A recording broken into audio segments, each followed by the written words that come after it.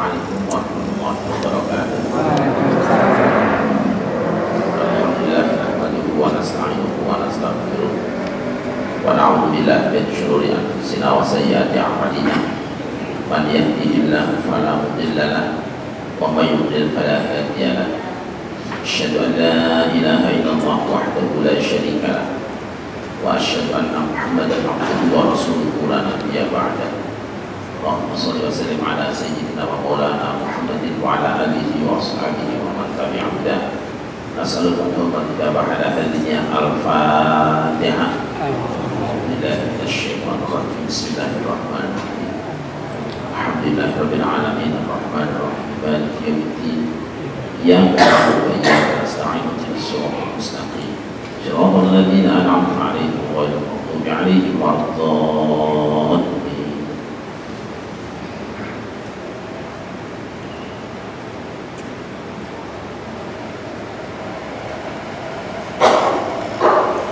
Bapak Allah yang dimuliakan, sebelum kita masuk ke ayat yang akan kita bahas, terlebih dahulu saya ingin memperkenalkan macam-macam Al-Quran yang mungkin selama ini kita belum mengenal.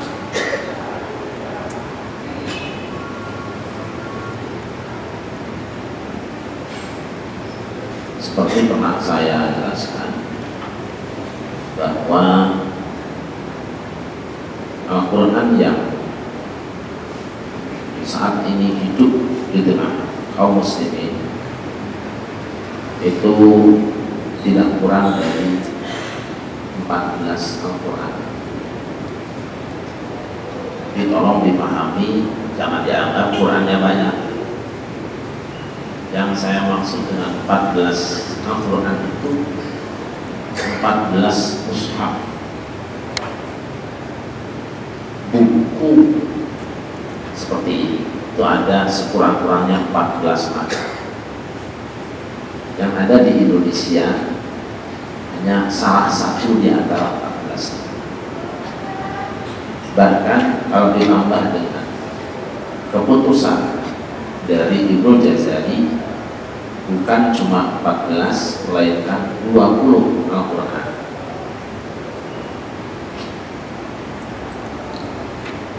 Dari masing-masing mushaf itu terdapat perbedaan yang tidak sedikit,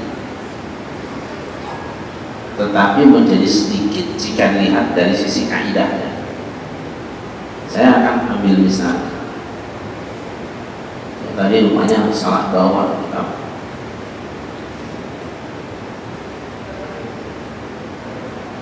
Kitab yang saya bawa ada yang salah karena terlalu banyak.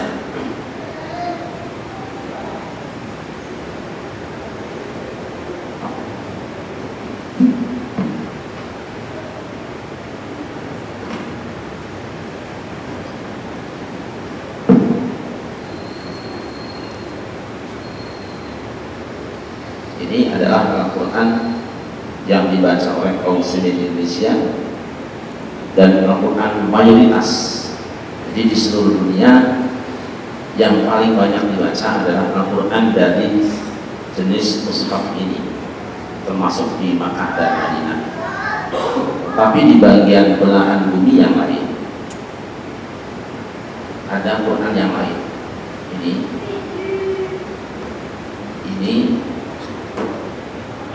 Ini dan masih ada lebih kurang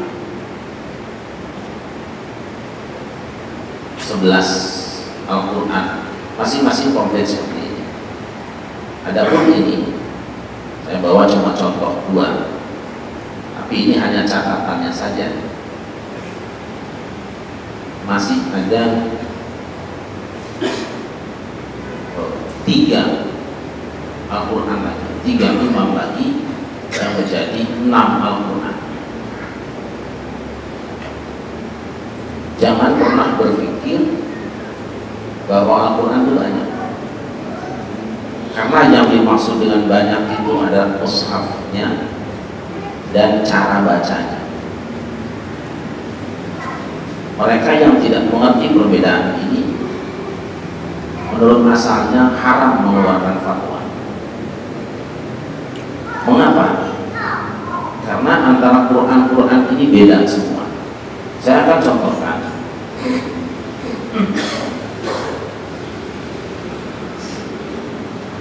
Satu Al-Quran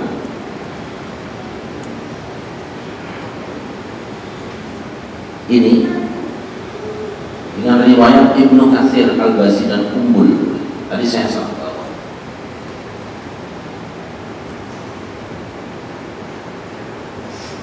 Perbedaan Quran kita dengan Quran Al-Bazi satu mushaf saja, bedanya ada 284 perbedaan hanya di surah Al-Baqarah. Bayangkan perbedaan satu Quran dengan yang lain. Al-Baqarah saja bedanya 284. Ini Quran kita. Jadi Quran kita dengan Quran yang ini di Nafi' kalau Barash Muhammad, maaf saya salah tadi. Nah ini Quran kita. Jika dibandingkan dengan Quran yang sama,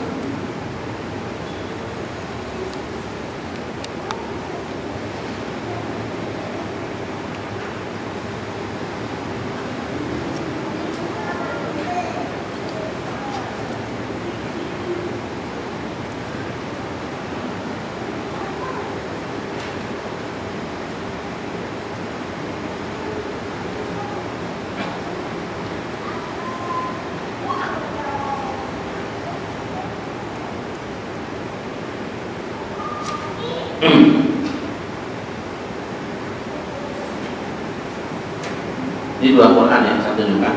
Ini Quran Warsh An-Nafi'. Ini lihat.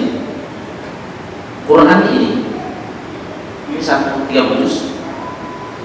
Dengan Quran kita bedanya di satu surat saja sudah 286. Satu surat. Nah kalau satu Quran ini dua-duanya beda berapa? Ya satu Quran ini bedanya setebalan ini berapa ribu? Mana yang benar di antara keduanya ini? Dua-duanya benar. Siapa mengatakan ini ada salahnya, kafir hukumnya. Juga siapa mengatakan ini ada salahnya, kafir hukumnya. Menurut kesepakatan ulama. Lo kok beda? Makanya hargai perbedaan. Makanya jangan suka gampang ngomong bid'ah. Orang yang banyak bicara bid'ah adalah ahli bid'ah. Tolong satu. Sebab apa kata mereka? Kebenaran cuma satu. Kalau kebenaran cuma satu, yes. Tetapi jalan menuju sampai kepada kebenaran adalah berat. Ini buktinya. Kalau Quran cuma satu, ini satu, tapi yang lainnya ini kemana? Dan ini dibaca sampai hari ini.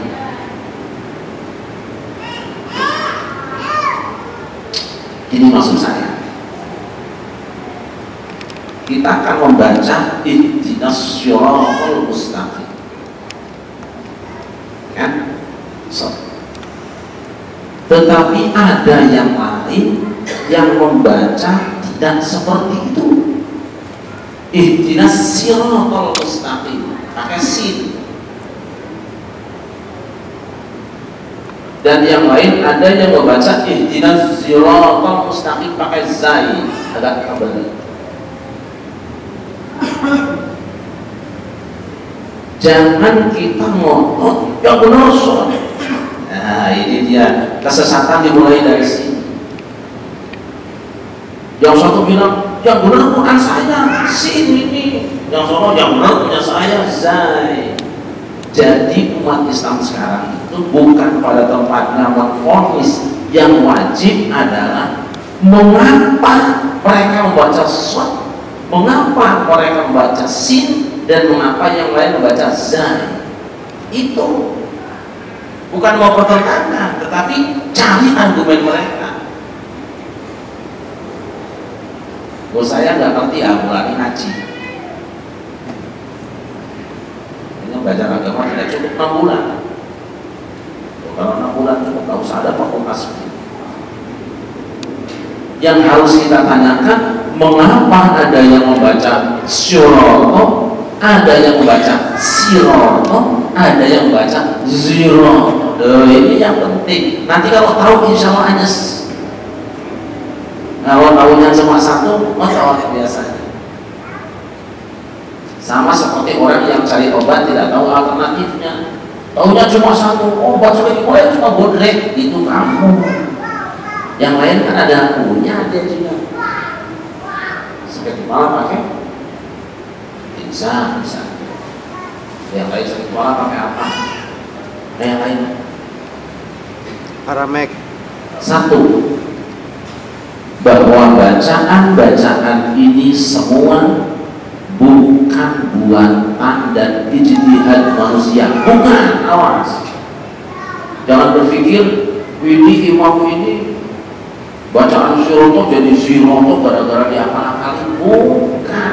Asli ketiga bacaan ini dari Rasulullah SAW. Jadi Rasul ini pernah membaca dalam 3 bentuk ini.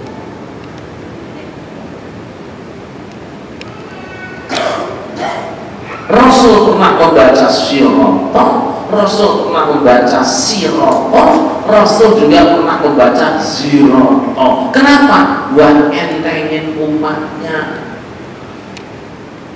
Sebab orang kita susah kalau kita ambil contoh saja bahasa kita seharian. Ada orang yang kalau ngomong 6 susah banget. Dulu ingat presiden kita Pak Harto ya, mesti 1986, mesti 6. Gak pernah ngomong 6. Ada berapa Pak? Ada 6. Kepada orang kamu dipersilahkan, gak bisa ngomongkan ya.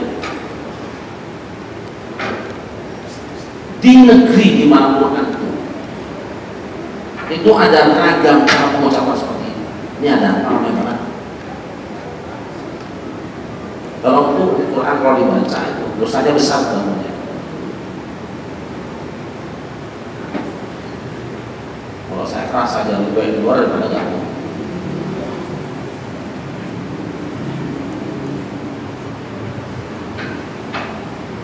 Dah. Tetapi kemudian, tetapi kemudian para ulama mencoba menghubungkan kebijakan Allah ini dengan kaidah yang telah berlaku di tengah kehidupan mereka.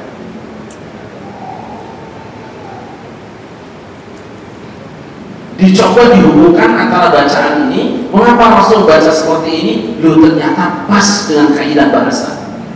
Dan itu hebatnya Al-Quran. Jadi bukan Al-Quran disusun berdasarkan kaidah bahasa, bukan. Tetapi kaidah bahasa, Al-Quran ketika dibawa ke dalam kaidah bahasa kok benar, dan itu bukti kemujizatan Al-Quran. Nah, kita baca argumen sekarang. Kenapa ada orang yang membaca dengan siroto? Itu asalnya memang sin, aslinya itu.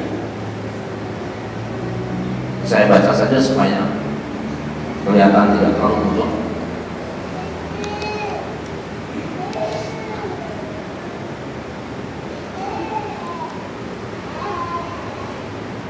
Wal-hujjatul muqarrabah annahu jaa biha ala asli kalimat. Argumen bagi yang membaca pakai sin ihdinas sirata itu karena mengikuti aslinya kalimat itu. Aslinya salah kok, aslinya itu. Terus yang baca pakai sok punya alasan enggak? Yang punya, masa enggak punya alasan. Kalau dicari alasannya pasti ketemu. Meskipun menurut asalnya membaca Quran bukan karena alasan, seadanya saja. Tapi begitu diorek-orek, dicari-cari, oh pantas. Wal hujjatul muqarrabah annahu abdal ada sin ditawahi asin fil hamzi was safi. Adapun mereka yang membaca dengan shad, dia menggantinya dari huruf sin menjadi shad karena apa? Berdekatannya, bersamaannya di dalam sifat hamz dan sofir. Dan nantilah hamz sofir itu nanti urusannya ilmunya sendiri, satu buku sendiri, ilmu tajwid nanti Al-Jazariyah. Nanti ada satu Jazariyah, jahar, hamz, qawa, syiddah, sofir, musafir dan sebagainya. Waktu akhir apa fil ikhwah, dan saling bersaudaranya toh di dalam ikhwahnya. Ada argumennya, tidaklah begitu diorek-orek kok ada argumen. Wal hujjah liman asyamma zai anha tu'akhir as-sin fi as-safir wa tu'akhir at-ta' fi al-jar. Adapun yang membaca ismam huruf zai, sinnya ihdinas siratal mustaqim, bukan siratal mustaqim, ada tambah dikit ismam karena harus ada yang di apa namanya, di kelompokan. Ihdinas siratal mustaqim, ihdinas siratal mustaqim, ihdinas siratal mustaqim. Yang membaca ismam karena dia bersaudara dengan sin di dalam shafirnya dan bersaudara dengan ta di dalam jaharnya. Ada argumen.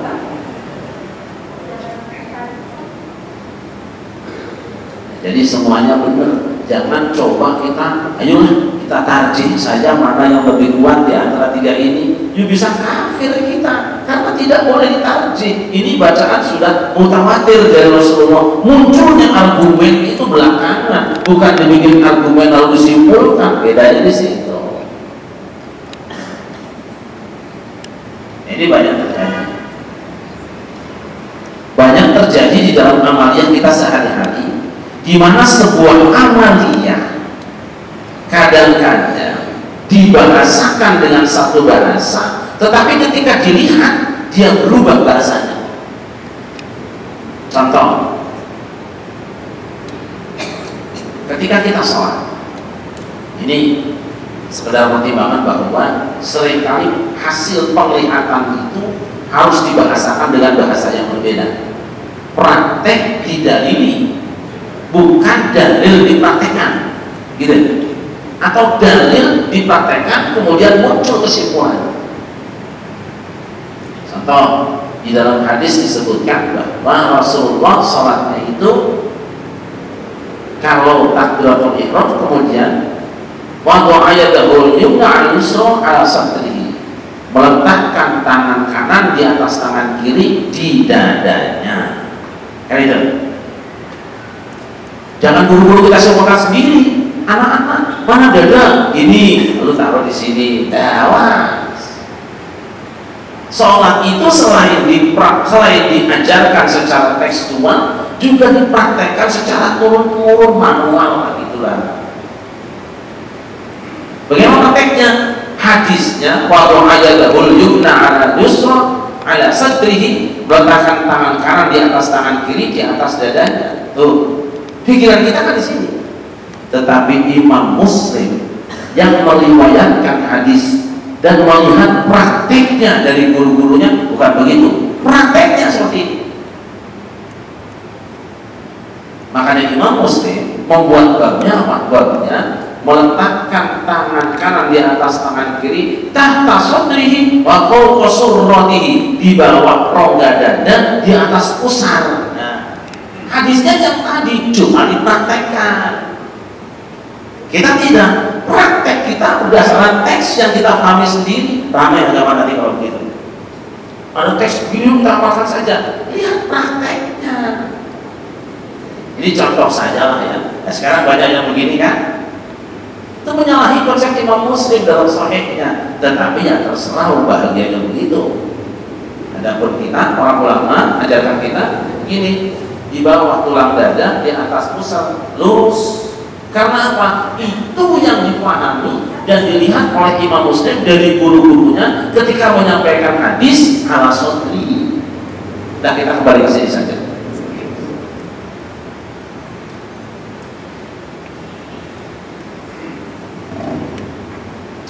Amalan kan? Kalau berkumpul dengan saudara-saudara kita yang baca Qurannya ini beda,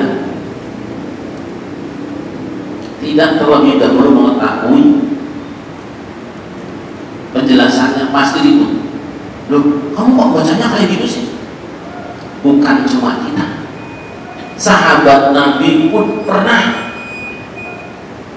mengalami di mana antara mereka itu hampir ribut. Tapi kalau sahabat Nabi mau ribut cepat selesai. Kita ambil sebuah hadis.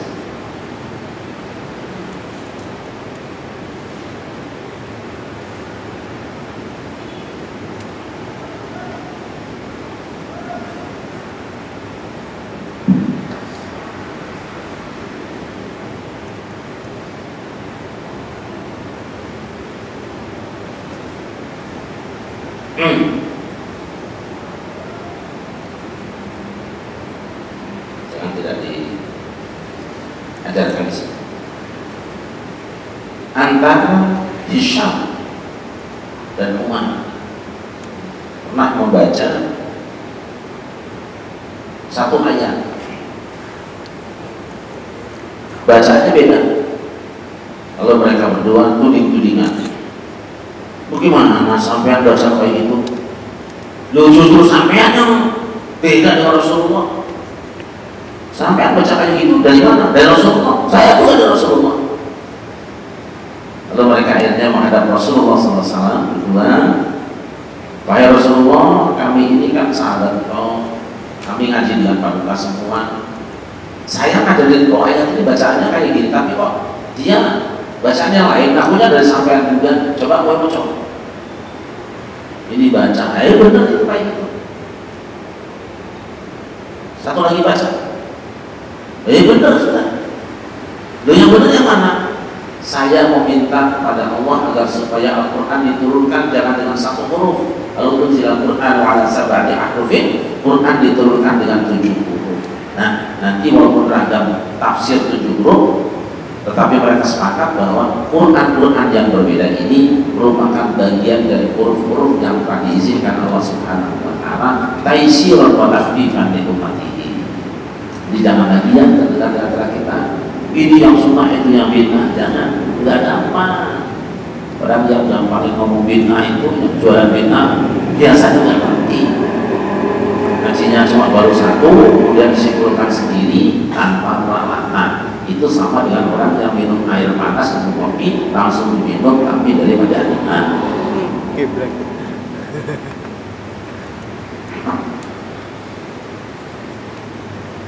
Ihdinas siratal mustaqim. Kemarin kita sudah meyakini bahwa hanya Allah yang wajib diperhamba dan hanya kepada Allah kita patut meminta. Nah sekarang keyakinan dan ikrar tadi kemudian kita praktekkan. Apa yang paling baik diminta? Ihdinas siratal mustaqim. Bimbinglah kami semua akan jalan yang lurus. Tunjuki kami mana jalan yang lurus.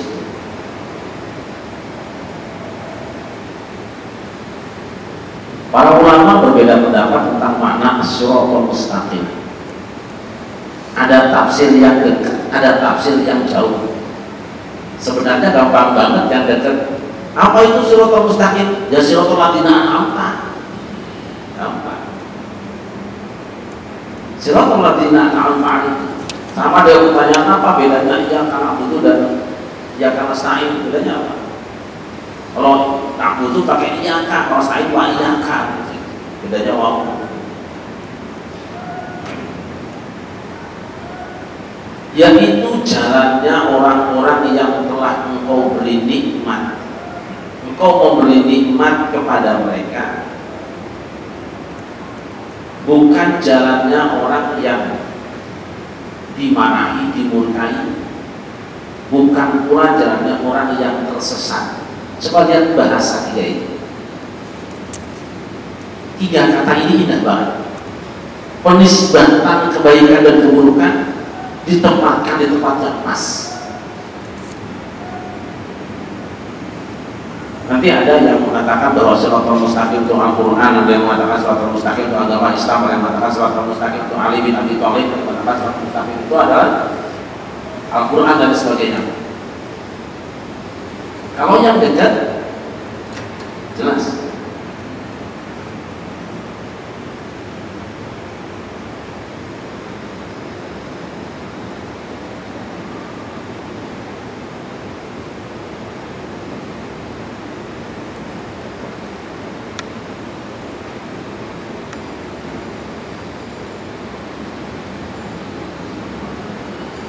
Yaitu jalannya orang-orang yang telah Engkau berikan nikmat, an'amta, Engkau ya Allah memberi nikmat. Jelas pelakunya, Engkau memberi nikmat. Nisbatkan kebaikan dan kenikmatan kepada Allah. Jadi kalau kita mendapat nikmat, jangan pernah punya rasa bahwa itu hasil kerjaan saya atau karena kehebatan orang, melainkan itu adalah anugerah Allah yang melalui tenaga saya atau dititipkan kepada orang lain. Itu kalau curu-curunya begitu. Tetapi ketika dikatakan ghairil maghdubi alaihim, itu tidak disebutkan pelakunya. Nah, Engkau berikan nikmat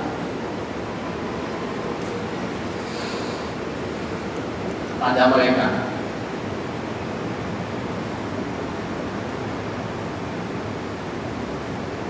Allah yang berikan nikmat. Dan kita mendaftarkan diri, ihdinas shiratal mustaqim, tunjukkan kami ya Allah jalannya orang yang telah Engkau berikan nikmat. Mengapa mereka Kau beri nikmat? Aku ingin menempuh jalan itu. Ghairil maghdubi alaihim, bukan jalannya orang-orang yang ditimpa kemarahan. Itu bahasanya. Kemarahan itu ditimpakan pada mereka. Siapa pelakunya? Tidak disebut. Yang Engkau marahi, tidak. Jangan menisbatkan kemarahan kepada Allah di sini. Jadi kalau Engkau mendapat kemarahan, Engkau mendapat kesusahan, bukan karena Allah yang memarahi kamu, bukan Allah yang menyusahkan kamu. Nisbahkan kemarahan itu karena perbuatan kamu sendiri yang pantas mendatangkan kemarahan. Tidak disebut nama Allah. Waladhdallin, dan tidak pula siratal dhalin, jalannya orang-orang yang tersesat. Orang-orang tersesat.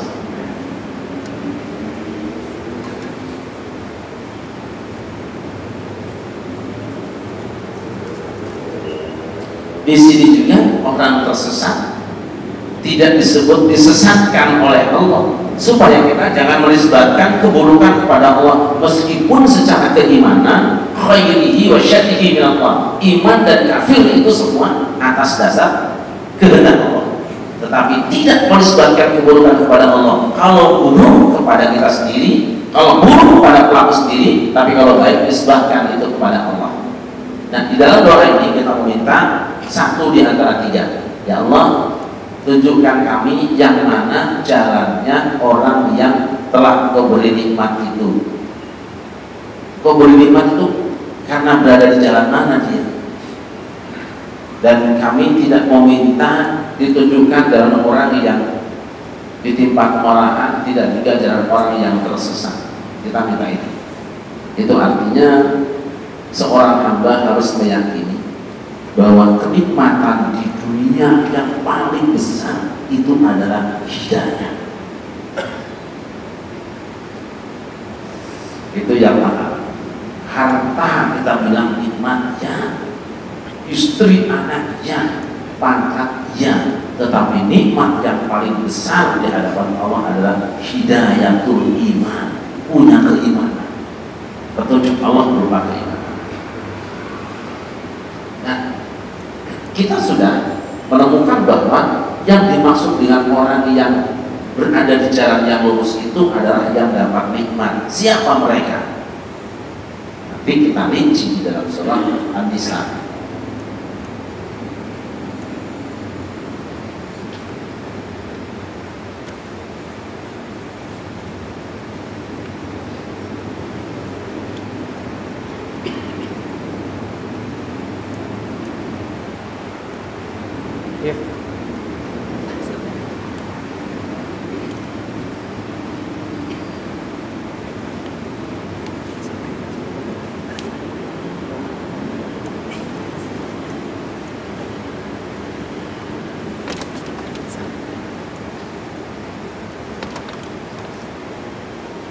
ومن يطع الله والرسول فأولئك مع الذين أنعم الله عليهم من النبيين الصديقين الشهداء الصالحين وحسن أولئك رفيقا.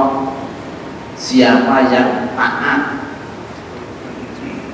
mengikuti aturan Allah dan Rasulnya, maka mereka itu nanti akan bersama-sama dengan orang-orang yang telah diberi nikmat oleh Allah.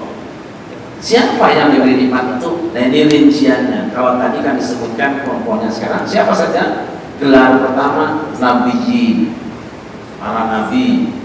Yang kedua Siddiqin, para siddiqin. Yang ketiga syuhada, dan yang keempat sholihin. Ini teman-teman kita. Siapa? Jadi kalau begitu, kalau ingin dapat nikmat itu apa? Kuncinya dua, taat kepada Allah dan taat pada Rasul. Udah, Allah kalau begitu. Kalau kita ingin dapat nikmat dari Allah, insya Allah caranya taat pada Allah dan Rasulnya. Nanti kita akan menjadi salah seorang di antara ini. Dikecualikan yang sudah ditutup, kenabian sudah tutup. Nanti yang tiga masih dibuka pendaftaran. Insya Allah, meskipun ya mandat berat-berat juga dengan koreksi dalam. Sekarang kita kira-kira yang mana? Siddiqin itu orang yang tidak pernah nawar kebenaran, walaupun diancam kebenaran itu standby saja. Kayak Abu Bakar. Abu Bakar itu salah seorang manusia yang langsung dapat gelar As-Siddiq, sangat membenarkan dan sangat benar. Peristiwanya itu saat Rasulullah diangkat untuk Isra Mi'raj, semua rasio menolak. Yang mukmin maupun kafir menolak rasionya, tidak masuk akal. Manusia kok makbul sampai ke langit? Udah begitu waktunya singkat banget. Karena manusia kalau ditarik dengan kecepatan 1000 km per jam, itu hancur jadi debu badan. Ini jaraknya sangat jauh, belum pernah terfikirkan oleh teknologi, belum ada waktu itu. Kalau sekarang saja mungkin masih kepikiran, masih ada yang rasional. Tujuh bisa sekarang responsori sampai ke bulan, Musa Muhammad dah bisa. Dulu belum ada sama sekali. Karena memang belum ada teknologi yang bisa mempercepat perjalanan, maka semua orang mengatakan tidak rasional. Banyak orang yang sudah beriman mundur juga. Dengan arti ayat mundur aja. Kirain bener kemarin, bener ini, bener giliran dibilang, mas, kamu kalau ada orang bilang bisa terbang ke langit satu malam bolak-balik, percaya nggak percaya? Nah itu si Muhammad, mosok sih iyo, malas aku memang harus gak yakin. Kemarin si iya sampai batas ini percaya, sekarang kok begini ya. Nah, tapi Abu Bakar Siddiq ketika ditanya oleh orang-orang kafir, hei kamu Ibnu Abi Quhafah, saya tanya, kalau ada orang mengatakan berangkat dari Mekah ke Masjidil Aqsa satu malam, percaya enggak? Percaya. Kalau ada orang ngaku terbang ke langit, percaya enggak? Percaya. Nasi Muhammad itu begitu. Kalau Muhammad yang ngomong lebih dari itu aku percaya. Kalau kamu nggak percaya,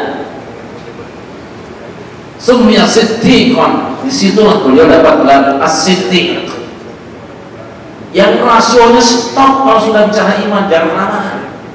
Lihat siapa yang ngomong dulu. Kalau yang bicara Muhammad, aku yakin seyakin-yakinnya. Lebih dari itu aku percaya. Kenapa? Dia bawa kabar langit, sudah percaya. Urusannya lain. Kalau ente yang ngomong, aku nggak percaya. wah goblok membakar ini, wah penting. Terus nah Ali ekstrim juga, semua orangnya kan beringasah. Ali orangnya nggak mau, nggak nyantai kayak orang bakar itu ya rasional, tapi ya sampainya Ali datangin Ali, kamu percaya nggak? Saya jangan percaya. Coba angkat kaki kamu satu, tulis. Coba dua-duanya ya jangan tuh. Gitu. Itu dengan laporan Rasul kayak gitu. Tadi kamu ngomong gitu, kalau dia salah mas, jatuhnya begini, terbangnya mas, ambil pedang, menggalerin ceker, putus saya mati. Rasul diledeki dengan pertanyaan seperti itu, dibawa ke Ali. Tadi kamu nanya apa? Muhammad saya sudah angkat kaki satunya bisa, duanya nggak bisa, gimana bisa terbang? Ini orang nggak butuh dalil ini, di hidup-hidup juga percuma. Orang hatinya sudah tidak beriman, sudah benci dulu. 1000 argumen tidak beriman. Tapi Abu Bakar Siddiq tidak perlu banyak argumen. Siapa dulu yang ngomongnya? Kalau dia yang ngomong sudah selesai. Sedikit. Kemudian syuhada. Siapa syuhada? Syuhada itu adalah orang yang meninggal dunia di dalam peperangan membela agama. Rasul pernah ditanya, wahai Rasulullah, kalau ada orang yang berperang mati karena membela, karena gagah, merasa gagah ya. Ada orang yang membela kekayaannya, syaja'atan, keberanian, gimana? Satu jawab Rasul, man qatala litakuna kalimatullahi hiyal ulya huwal jihadu fisabilillah. Siapa yang berperang semata-mata untuk agar supaya kalimat Allah itu tinggi, itu dia yang jihad. Di luar itu bukan. Waduh, aku perang di Timur gimana ini? Ayo satu. Fonisnya nanti beda di situ. Pertanyaan kita, mana yang lebih baik? Membunuh satu orang musuh atau mengislamkan satu orang? Membunuh satu orang musuh menghentikan kekafiran, tapi mengislamkan satu orang membuka keimanan yang sangat banyak. Jangan kita mengatakan Rasul lebih rendah dari sahabatnya karena Rasul tidak meninggal di medan perang. Bukan meninggalnya, tapi jihadnya ukurannya kalau begitu. Kan ada orang yang berangkat jihad tapi niatnya nggak ingin mati juga, takut mati juga, ngumpet mulu. Ada juga orang yang berjihad itu kalau nyari-nyari rampasan perang, lain pikirannya. Dan yang terakhir ada soleh. Soleh itu apa sih? Soleh itu artinya baik. Misalnya, gimana nih? Wah soleh, bagus, mulus, baik. Kalau muslim itu bisa membuat kebaikan pada yang lain. Ini soleh saja tuh. Dirinya lurus dengan syariat Allah itu udah soleh. Kalau namanya radio yang soleh kayak apa?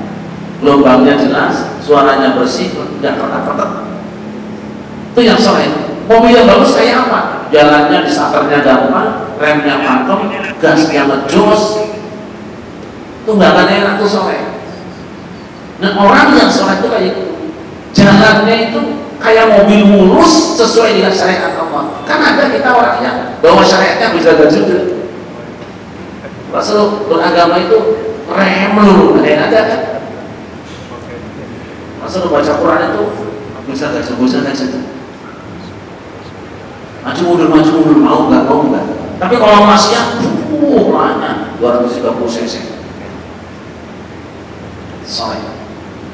Definisinya orang soleh itu adalah yang lurus hidupnya dengan syariat Allah dan dia tidak menyakiti sesama hamba, tidak merusak alam ini. Nah, tinggal daftar sekarang. Sedikit kayaknya mendatangkan ini. Ada susah. Syuhada masih terbuka. Tetapi jangan punya pikiran saya ingin perang mati syahid, tidak perlu.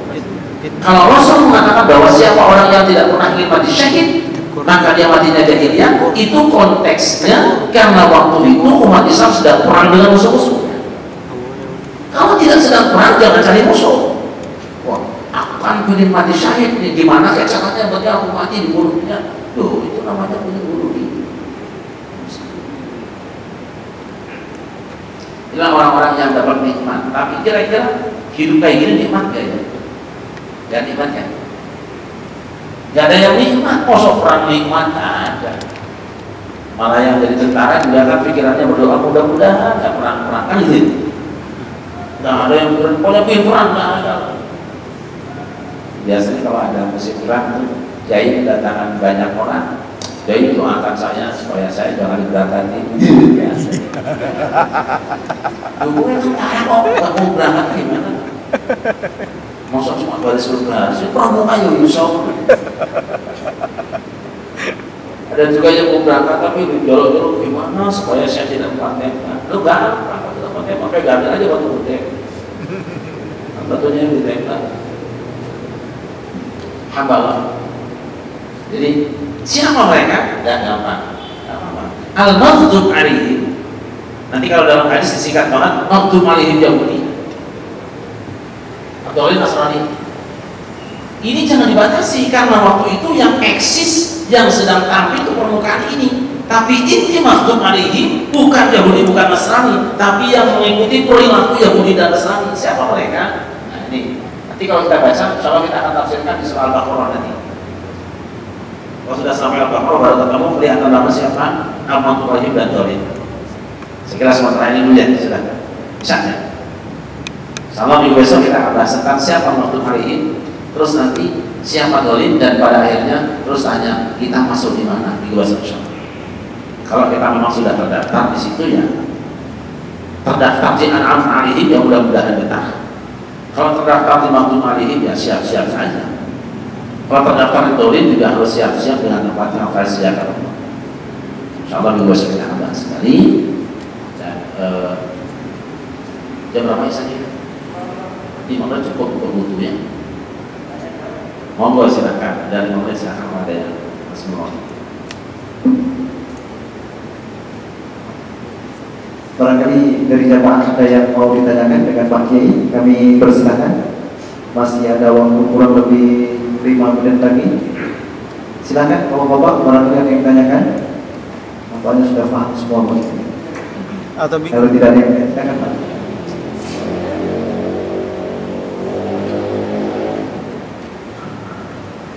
Assalamualaikum Pak Ustaz. Mengenai yang diberi nikmat, kalau tidak salah di surat Maryam ayat 58 juga disebutkan ada yang diberi nikmat dengan ciri-ciri, bukan ciri-ciri saya nggak tahu, saya nggak paham. Jadi tapi di situ di ujung ayatnya ada kata-kata idza tutla alaihim ayatul rahmani kharu sujada wa bukiyan. Nah, mohon karena saya lihat kalau Nabi sedikit kok saya nggak punya kesempatan ini, barangkali saya mencari peluang bagaimana kita orang-orang yang masih awam seperti saya ini bisa mendapat harapan bahwa ada kesempatan untuk menjadi salah satu yang masuk kriteria diberi nikmat oleh Allah. Demikian pertanyaan saya. Terima kasih. Assalamualaikum warahmatullahi wabarakatuh.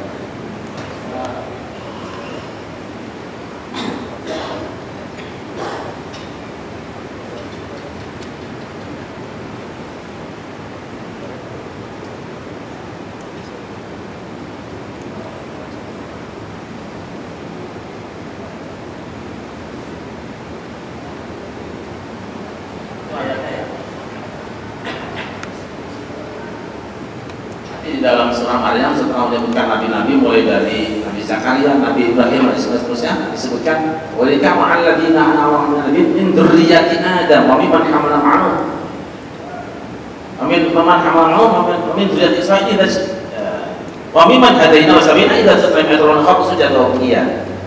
Jadi orang yang dapat nikmat dari Allah itu adalah nabiin, juga nanti siapa itu? Dari anak cucu Adam.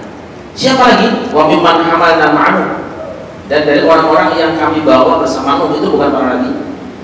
Wa min dzurriyyati Israil, juga anak cucu Israil. Wa mimman hadaina wastabaina, juga orang-orang yang kami beri petunjuk dan kami pilih. Cirinya apa? Idza tusra 'alaihim ayatul rahmani kharu sujada wa bukiya. Itu apabila dibacakan ayat-ayat Allah yang rahmasi, mereka menyungkur, sujud dan menangis. Nah, Nah, kita daftar, ini termasuk di antara orang-orang yang dapat nikmat dari Allah. Saya kira mereka masuk dalam sholihin ini. Nah, di belakang itu ada yang sebaliknya. Qala ma min ba'dihim khalqun adha'u sholati wa tabu syahawati wa sawfa yalqawna ghayyana. Sebaliknya dari mereka siapa? Di belakang mereka akan datang satu generasi. Adha'u shalah. Adha'u shalah orang-orang yang mengabaikan sholat. Wa tabu syahawat. Tapi orang-orang yang sudah mengabaikan sholat, mengikuti syahwat lagi. Sawfa yalqawna ghayyana. Mereka akan memperoleh kecelakaan dan kesesatan. Pilih saja tadi antara baik. Satu saja dulu, tidak itu ta'lim ayat Al-Qur'an kharu sujada wa bukiya. Apabila dibacakan ayat-ayat Allah, mereka sujud dan menangis. Ayat ini menjadi dalil sunnahnya sujud tilawah. Namun para ulama biasanya kita semua sujud tilawah itu kalau ada ayat sajadah saja. Padahal menurut asalnya ayat mana saja yang dibaca kita dianjurkan sujud karena menikmati bacaan ayat tadi. Tapi terlanjur di Quran kita biasanya kalau orang yang mau sujud tilawah nungguin ayat sajadah. Jadi ya kalau nggak sampai ayat sajadah nggak ada yang sujud. Allah betul apa yang